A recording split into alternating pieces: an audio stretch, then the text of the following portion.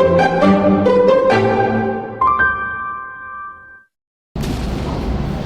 kemarin banget.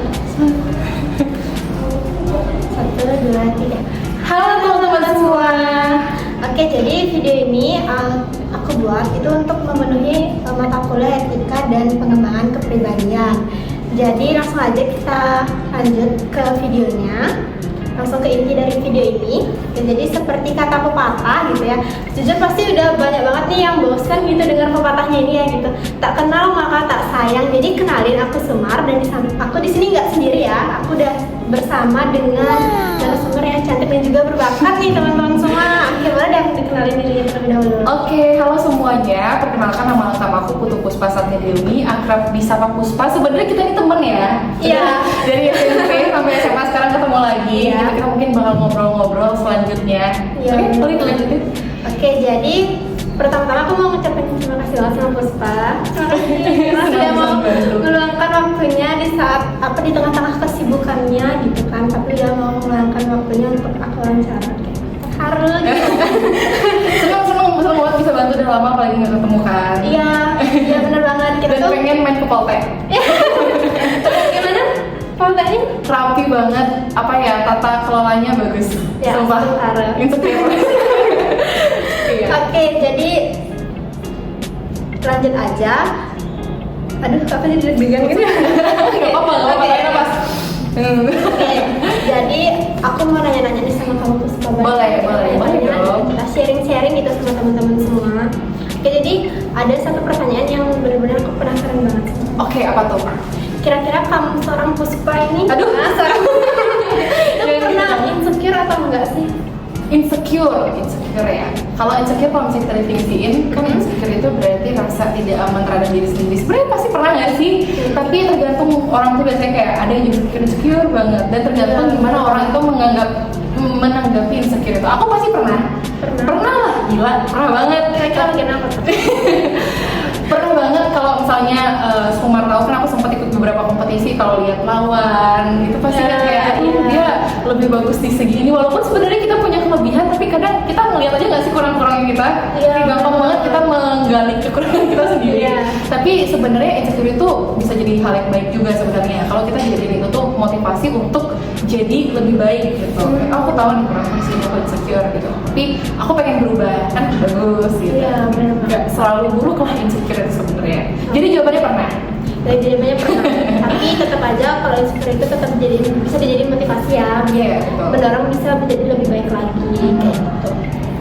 Oke, jadi sebelum aku nanya-nanya tadi, aku sebenarnya udah searching, udah stalking Puspa lagi di Instagram ya teman-teman ya kemarin.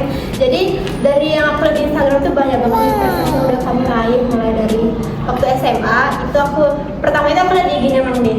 Begitu. Aku ikut lomba mewakili sekolah di Universitas UNER ya. Iya. Universitas UNER. Terus ikut organisasi di luar sekolah. Ini termasuk organisasi atau? Organisasi di luar sekolah, yaitu menjadi duta genre Bandung, genre Bali sama dengan duta genre Indonesia. Iya. Keren banget. Terus yang di kuliah ini kamu menjadi judek bagusnya Fakultas Teknik. Iya. Dan juga judeknya Universitas Udayana. Dan selain itu juga dari yang kalian dengar tadi di Puspa ngomong gitu, tidak ragukan lagi gitu ya public speakingnya. Jadi udah pernah menjadi MC dan juga moderator seperti itu. Jadi dari yang tadi aku sebutin, aku mau nanya nih, apa sih motivasi yang dari genre dulu deh? Oke, boleh. Genre itu apa sih yang kamu yang dijadikan motivasi gitu untuk mengikuti organisasi tersebut? Oke, sebenarnya perjalanan ini panjang banget ya. Awalnya sebenarnya pada saat aku SMA kelas 2 itu ditawarin sama kakak kelas aja. Terus tapi sebelum aku mengiyakan, aku cari tahu dulu genre itu sebenarnya apa. Ternyata genre itu adalah forum yang dia itu membahas mengenai remaja, tentang isu-isu kayak kekerasan seksual, kesehatan mental, dan aku rasa kayaknya penting deh aku sebagai remaja, entah aku mengerti mengenai hal itu, dan juga kalau bisa aku mengadvokasikan atau mensosialisasikan kepada orang lain. Makanya di sana aku iyakan dengan tujuan pengen belajar awalnya. Dan jujur pada saat menang duta genre Bandung itu juara 1, aku nggak expect, kaget banget. terus itu karena awalnya cuma iseng-iseng doang, karena aku nggak pernah ikut duta-dutaan pada saat itu. Aku lebih sering ikut lomba karya ilmiah yang ke UNER tadi, itu aja aku seringnya kan. akhirnya aku ikut maju ke provinsi, itu juga juara 1 dan itu kaget banget sebenarnya. Abis itu baru ke nasional aku juara 3. Nah sebenarnya motivasi awalnya cuma cuma ada pikiran di awalnya, kayaknya penting deh aku untuk belajar hal ini. Jadi menurut aku kalau misalnya kita ambil value nih dari perjalanan aku tadi, perjalanan panjang itu aku mulai bukan dengan motivasi kayak aku harus jadi juara, aku harus jadi pemenang, aku harus jadi nomor 1, enggak. Tapi lebih ke kayak aku pengen tahu tentang ini, aku pengen belajar gitu, aku pengen bisa share ke orang lain juga. Jadi lebih ke situ sih motivasinya. Iya, bener banget sih kalau misalkan terlalu mikirin kayak harus jadi juara, kerja ini tuh jadi lebih buat kita tertekan gitu. Ih bener banget. Jadi nge-brand. Bener banget. Bener banget. Iya. Karena aku pernah loh sekali kayak gitu, kayak iya aku pengen deh jadi juara ini terus sama apa? Terus ujung-ujungnya kayak nge-blank dan gak fokus sama tujuan awal. Jadinya kayak kita jadinya nggak orisinal gitu loh, karena kan kita punya ciri-ciri kita sendiri. Misalnya kita buat karya, oh ciri-ciriku tuh yang lebih spesifik gitu misalnya, tapi karena kita mikirin oh aku harus juara, kayaknya jurinya dia lebih suka yang wah atau apa, kita jadi ngikutin style orang lain bukan kita, terus jadinya nggak jadi diri sendiri guys. Seperti itu. Jadi jalanin aja ya guys, jangan kayak langsung berpikir Benar. harus jadi juara dan lain Benar. sebagainya kayak gitu. Oke, jadi dari kamu mengikuti seleksi nih jadi duta genre, terutama yang di duta genre Indonesia. Iya. Karena kan posisinya kamu nggak cuman lawan itu nggak remaja Bali aja gitu, Iya. tapi seluruh remaja di seluruh Indonesia gitu. Kira-kira ada nggak sih kendala sama kamu menjalaninya? Kalau boleh jujur ada banget. Kebetulan aku waktu itu pas semester 1 itu aku masih penyesuaian lah dengan kehidupan kampus. Dan pada saat semester 1 itu adalah masa-masa aku benar-benar mempersiapkan dan akan maju ke nasional. Jadi kebetulan teman-teman aku di sini sebagai mahasiswa teknik waktu itu, dan aku bisa bilang aku bukan orang yang pintar-pintar banget ya menurutku ya. Jadi aku butuh waktu lebih untuk belajar. Di samping itu, aku punya kesibukan juga untuk mempersiapkan. Jadi kendalanya di sana. Aku harus tertatih-tatih masih untuk menyesuaikan dengan kehidupan kuliah.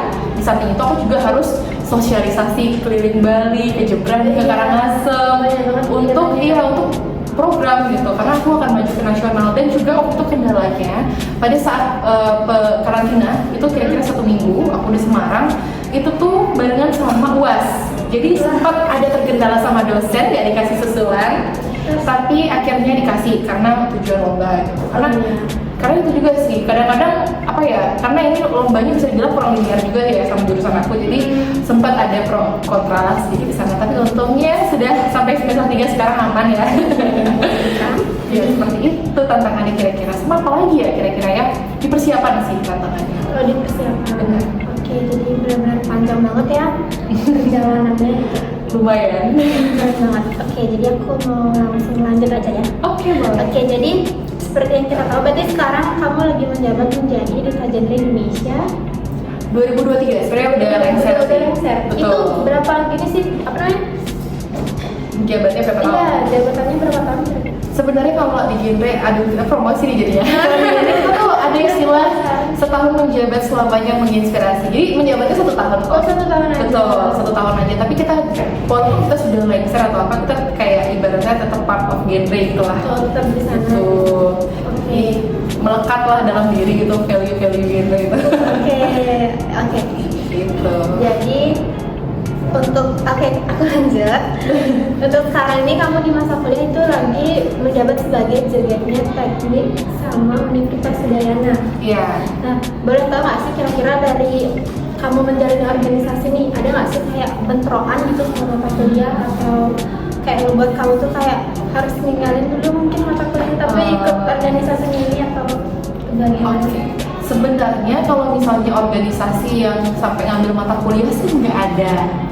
Tapi ya kalau misalnya dulu aku sempat ikut genre, terus sekarang ikut juga bagus juga, itu tuh lebih ke apa ya, kalau kita nih kuliah pasti dapat tugas ya. Kadang ada tugasnya yang ringan, ada yang berat. Nah kadang-kadang yang bentrok itu adalah waktu kita untuk mengerjakan tugas dan kegiatan organisasinya itu. Jadi kayak misalnya nih tugasnya itu berat banget sampai harus dikerjain 2-3 hari, tapi 2-3 hari itu ada kegiatan. Nah itu pernah.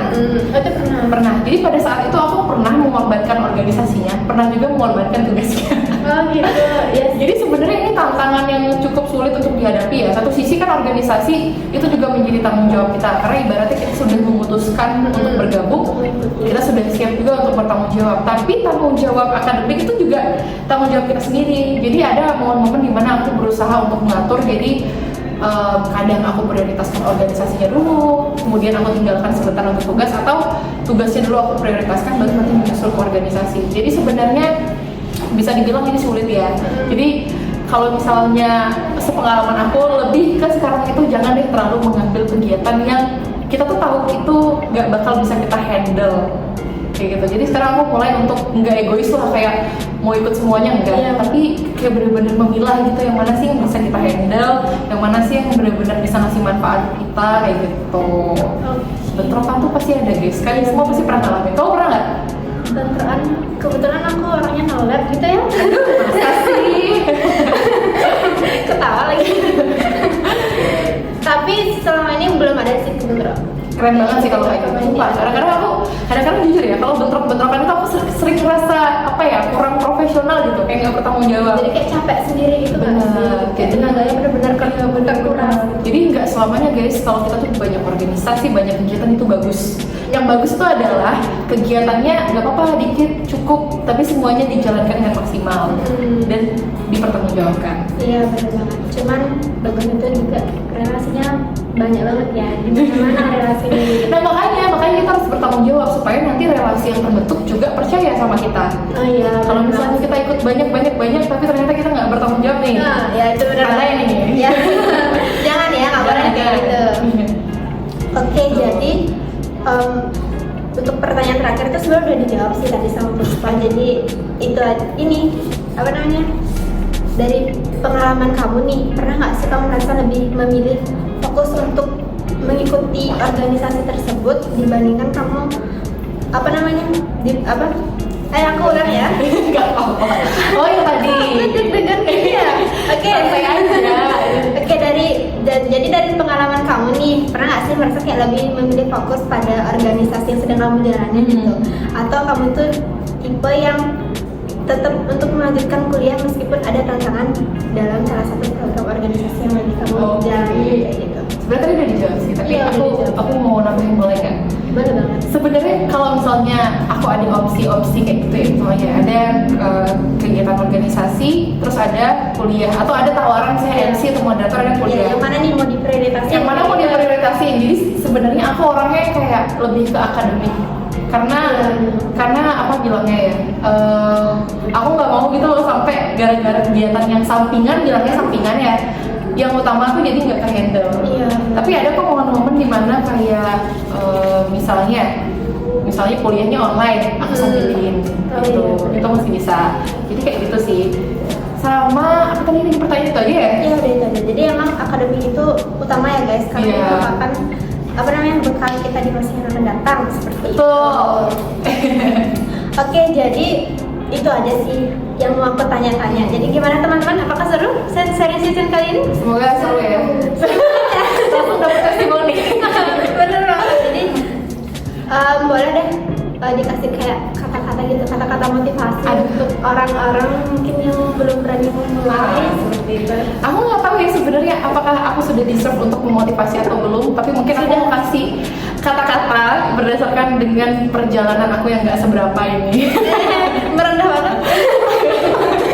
Merendah untuk ditendang. Jadi apa ya bilangnya ya? Sebenarnya kalau kita dengar kata jangan ragu untuk mencoba, pasti udah sering banget nggak sih? Betul kok, jangan ragu untuk mencoba, tapi kadang satu hal yang kita lupakan adalah kita lupa untuk menimbang diri kita, apakah kita sanggup, apakah kita siap, apakah kita mampu. Ibaratnya kalau misalnya aku mau join organisasi atau ikut trip bagus, aku harus menimbang dulu, apakah aku sudah cukup bertanggung jawab untuk menjalankan keduanya, akademik dan juga bagus, apakah aku sudah cukup siap untuk menghadapi itu, sudah cukup maksimal, supaya juga aku bisa mempertanggungjawabkan nanti di sana.